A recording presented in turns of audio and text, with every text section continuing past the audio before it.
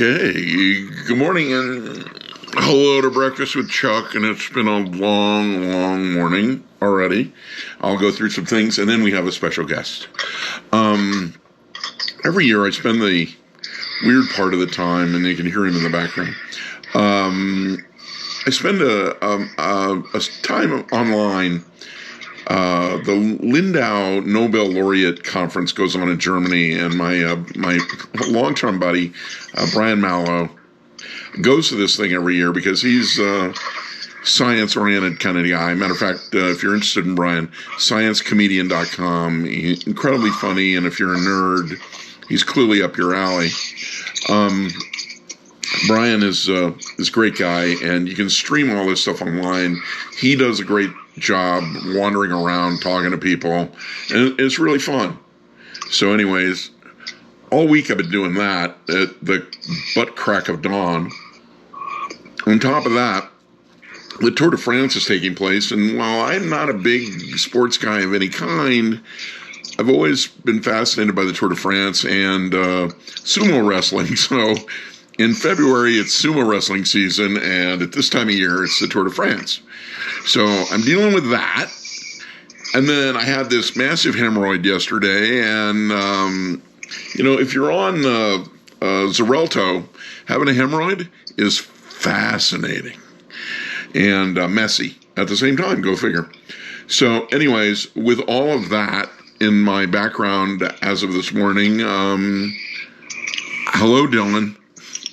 Good morning. It's an ugly time. Ugly time for me. Well, for me, it's actually not, because I forgot the time. I actually got an hour ago. Oh, wow. So I got my sorry ass up at between 5:30 your time. Oh, you could have called me. Yeah, I know. It's just I was in between Malow, the Nobel laureates, and the hemorrhoid and the Tour de France. But I don't want to know any more about your damn hemorrhoid. I could have worked in that. I'm glad you don't have pictures of that right now on the web. I'm glad about that. So, before we delve into this, I want to know about the peanut tour. The which tour? Didn't you go to Virginia to a peanut farm? Yes, I went on a peanut farm. So basically, being from California, you spent a lot of time going to Napa Valley and going wine tasting. I spent a friend. He lives in Virginia, so we went up to Virginia and we went peanut tasting. So we went to a bunch of different peanut farms and tasted peanuts. So it's like wine tasting, but without the class. I haven't been wine tasting since the early '80s, I think. Yeah, well, when I lived in the Bay Area, pretty much anytime somebody comes to town, gotta go to Napa Valley. It's kind of the standard trip of places you gotta take people to visit. So, but this was like going there. We went we actually went peanut tasting to like 3 different places. The peanuts, all my peanut tasted exactly the same. They're peanuts. Peanuts only have one flavor, do they not? Oh, well, no, it depends on how you prep them, because there's dry roasting or boiling, as I found out. Right. And then there's different kinds of peanut plants, and so you can get a slightly different taste. For me, they all tasted the same, but I don't have a cultivated, palate for peanuts. Yeah, I know. I've had many a peanut in my day, and I knew about the boiling, but they all taste the same, man. I 100% agree, but it was something different to do, and I did it, and I can officially say I've done it. Yeah, we've all done things that we went, why do we do this again? I forget. We did it because, it was an excuse to go to Virginia and eat peanuts, and actually also got to have some good, because it was in Southern Virginia, so I got to have some good Southern fried breakfast, with biscuits, with fried chicken, with eggs and gravy and everything on top of it, like 3,000 calorie breakfast kind of things. Dude, you need to go to Vegas to the fancy restaurant in Binion's Horseshoe. They have chicken fried lobster. Okay, dude. How do you fry a lobster? Spectacular. Spectacular. I've never thought about that ever, but Dude. I guess it would work. Unbelievable. Yeah, but you have to cook it. You have to cook it with fat. You have to fast fry it because lobster cooks really. Oh, yeah. No. Chicken fried lobster, you'll be talking about it for the rest of your life. I'll send you a couple of photos. Okay. The photos alone. I can imagine what it look. I can kind of imagine what it's going to look like, but It looks like a chicken fried steak, except it's a lobster. And it's actually juicy and stuff. Oh yeah, Oh, dude, it's delicious. Well, I have a Vegas trip probably within the next 30 days. I need to make it, so I have to talk to my friend and see about going out there and having breakfast. Yeah. Because he has cholesterol problems, and it'll be a perfect excuse to go there. I can give you a list of places to eat in Vegas. You'll be very happy. Yeah, but the nice thing about going to places in Virginia was it was just all backwards, redneck, U.S. and the little diners we were eating at, were maybe maybe 10 tables. Yeah. So it was good that way. Yeah, no, I've done the Vegas thing so many times now that I got it down to a fine science. And I heard the Quesadillas when they were there. I can't pronounce those damn things. It'd be like Thai food. There's no Thai food in Virginia. I don't think. Yeah, well, this Thai food restaurant in Vegas is the #1 Thai food restaurant in the United States. And that's just because it's huge? No, they've got 17 chefs working at one time in this place. It's it'd take you a couple of weeks to get in there if you place a reservation. Last time we went, me and a buddy came through, and we waited 5 hours for an open table.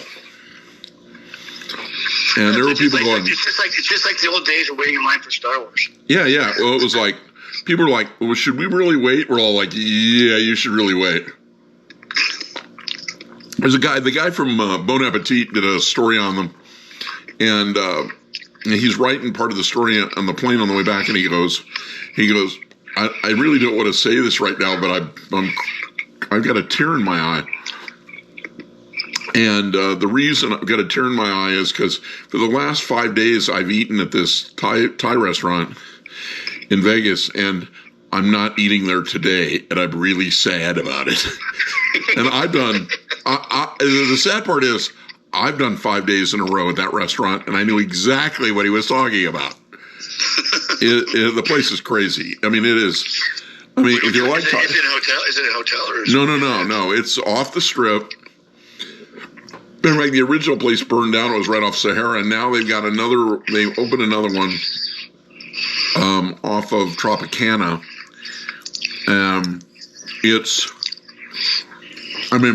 I get like 5 or 6 dishes if I'm sitting there by myself, and I just let them load the table, and I just start eating. I mean, it's nuts. And one time I went in there, and it was at lunchtime. There was nobody around. Well, there were people, but the woman goes, "We got no tables." It's 11:30. They have no tables. Okay. And there's a guy sitting there, and he goes, "Well, you want to sit with me?" And I'm like, "Yeah, sure." So we sit there. Next thing you know, we're sharing food. He goes, "Have you ever been here before?" And I go, "Yeah, this is my 3rd day in a row for breakfast and or for lunch and dinner." And he goes, "Me too. I'm leaving tomorrow." And I need to remember what this is like. So, next thing you know, we're sharing plates and carrying on. And so at that point, I knew the place was just, unbelievable. It was one of those places where you go, I'm never getting this anywhere else unless I go to northern Thai food. Okay. And I'm telling you, you'll be happy. So, like I said, I've waited 5 hours to get in. What's it called? Free plug. No, I'm going to go blank. Now you have to let me know because I need to. I'll send you a note when we're done with this. Michael, do that. Yeah, no, when I read the guy's article in Bon Appetit, I was like, man, this guy can't be true. And then whenever I'd go to Vegas, I'd type in Chinese food because I wanted Chinese food. And this place is always at the top. For Chinese? Yeah, it would always come up at the top. And I'm like, the Thai place is not Chinese food. I thought, man, there must be something going on here. And, there was. And I'm sure the guy who, I went with is going, dude, the name of the place is blah, blah, blah in the background right now. Listen to this. Okay. Anyways, I will, I'll send you a note. I'll put it in the link here in case somebody is, desperate for the best Thai food they've ever had. Trust me. Everybody's going to be going to Vegas again soon because everybody wants to get out of town and have some fun again. But yeah, that place is great. So, anyways, that's what's going on here. And it's too damn hot. It's actually cooled off here, so it's kind of nice, and it gets thunderstorms in the afternoon. So Really? Yep. It's been nice, and then you get like the humidity goes ridiculous, and it gets a thunderstorm for about a half hour, and then it goes away, and then the weather's nice again. It's been 105 here for a week. Well, don't do that. It's like 102 at 7 o'clock at night. Well, I can't help you there. Yeah. But it's a dry heat, right? Yeah. Oh yeah, real dry. Yeah, like the asphalt is melting. How's the bike doing okay in the heat? Oh yeah. The other day I did breakfast on the bike, and it was like I have to get out there at like 6 a.m. or I'll die. And there are other people out doing the same thing. There are people walking literally miles from their house, and I do not understand that at all. Because how the hell are you going to get home? Oh, there's my buddy. Oh, damn refrigerator's talking to me now. Well, is it still in porn mode, or did you take it off? No, now it's just got photos. Well, yeah. Oh, here's one for you. All right. My mouth's full of food. That's all right. How much does plywood cost? I don't know, but I've heard it's ridiculous now. No, man. I used to buy sheets when I worked on my house, and it would, it'd be like, I don't know, it wasn't. You could buy cheap stuff like for $20, like $20. Yeah, $20, or even cheap. You could buy the cheap, crappy stuff for like under $5 for crappy, right, with all the knots and everything in it. I think when I first met you, I was doing apartment maintenance and stuff way back, and just like the 80s, right? Yeah. And we were doing from up till 82, I was doing apartment maintenance stuff, and then things got incredibly better, and financially really better. In any case, so it was about $20. So yesterday, I need a piece of plywood for a little project I'm working on here at the house, and I go with, it's $147 for one piece. Yeah, and I can get it down a little bit cheaper. Now, in all fairness, that is delivered, but the delivery fee is not $120. Yeah, that's crazy. I know. And that's just one. It's one 4x8. That is a single sheet of plywood. Wow, 5x8, whatever. Yeah, that's pretty. Yeah, I'm glad I'm not doing my haunted house this year. I couldn't afford to do it. And I don't even have, and I'm not even using the whole 4x8 sheet. And they're charging me to cut it and not give me the whole sheet. Oh, they're not going to get you. So you're just trying to get like a 4x something piece. I need like a 56-inch by 28-inch piece of plywood. And that's going to cost you. It cost me $147 or something. That's impressive. Yeah. It felt really good. Let me tell you. Well, it's the only time in California where the actual house actually now is going to be worth almost as much as the piece of property it's sitting on. Usually it's the opposite way around. Yeah, I mean, my house and that house in Willow Glen, it's got like an almost $2 million evaluation. I know. I drive by. I used to drive by it all the time. Yeah, but they even the kid. I said, so what do you think? He's not so good with pricing of things. And I go, what do you think the piece of plywood should cost, Junior? And he goes, I think like $30. And I'm thinking, wow, that's about what I thought it was going to cost. Yeah. And I figured, okay, I paid $20 back in the day. Probably going to be, a third more. No. And it was like, I told him, I go, $47 plus tax, $152 or something. I'm like, what? I go, congratulations. Imagine how much things cost to build now. It's just like you're having one piece of plywood, not like you're not buying a whole platter of them. Yeah, I was shocked. But so they're delivering it. The delivery fee was $40. Is it going to be coming on like little nice gloves, nice silk gloves delivery? I'm guessing not. I'm going to throw it on your front porch. You go here. And the more screwed up part of this is, the lumberyard to my house is a good solid. If they go the speed limit, it's going to take them less than 5 minutes. So why don't you try to pick the wood home on your bike? Huh? When am I what? When you try to pick the wood home on your bike and have your own delivery? Well, there was a fantasy of that. And there was a fantasy of putting it in the car. But the leather seats in the fancy car and the maybe you don't middle where you live, you don't need a fancy car. You should just get a little beat up pickup truck. I had a good pickup truck, but it was too high. It was lifted and it was too freaking high. So I can't do that. I got rid of the pickup truck. Unfortunately, a little early, apparently.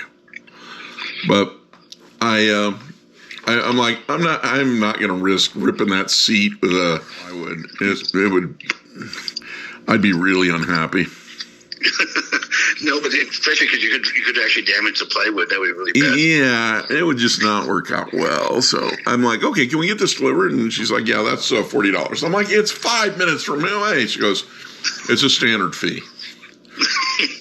No, I just got a dishwasher here died, and by the time we're done, and then unfortunately there was a leak on the shut-off valve, so we had to get that fixed, and then that we couldn't replace that thing correctly because the copper pipe was threads were trashed, and then they had to redo the copper pipe, and so by the time it's all done, it's gonna be like a $400 installation for a damn dishwasher. Yeah, I'm like, the $1 billion refrigerator shows up from 65 miles away, free, no charge. But yet, 5 minutes away with plywood, and it's $100,000.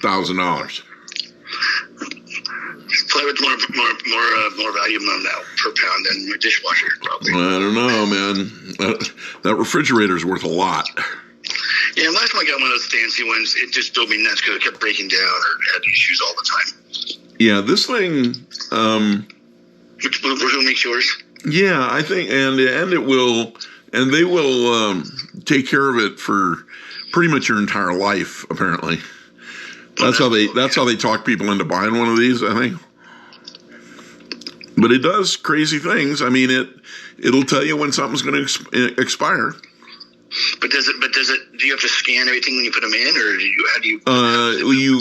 There's two ways of doing it. It can tell you what's in the fridge, or you can scan it in. How does it know what's in the fridge? Is it just RFID, or what's it doing? There's 4. Okay. Now it's recording again. Okay. So no, it's got 4 cameras, and the cameras can detect product. Really? And then, does it work? It works. They got over 1 billion products in there. It works, I would say, pretty good. I mean, not when you stuff your fridge full of crap, does it work then? No. It'll look at stuff in the back and stuff. It'll also. The other thing is, it does. Well, you're probably wondering what happened there, and apparently the camera overheated. Go figure. God knows. How that happened, I don't. But it came on, it came off. Anyways, y'all have a nice 4th of July weekend, and we'll catch you again next week, muchachos. Until then, don't do anything I wouldn't do. Please.